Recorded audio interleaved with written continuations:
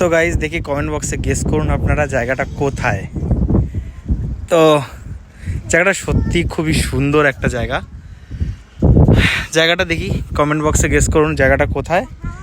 আর যারা যারা জানেন না তাদের বলে দিই, এটা হলো কৃষ্ণনগর থেকে যখন মায়াপুরের দিকে আসবেন তার আগে ছোট্ট একটা আশ্রম, মা দুর্গা আশ্রম আই থিঙ্ক নাম। তো জায়গাটা সত্যি খুবই সুন্দর। এই পাশটা একটা বাওর টাইপস রয়েছে, দেখতে অনেকটা নদীর মতন লাগবে আপনাদের। আর এখানে শিব ঠাকুরের মন্দির রয়েছে। আর এখানে এই যে জয় বাবা, আর এখানে বেশ পার্ক টাইপের রয়েছে।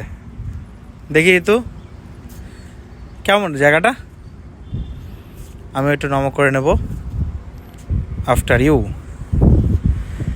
বাট জায়গাটা সত্যিই সুন্দর। এই জায়গায় বসার জায়গা আছে এই জায়গাটায়।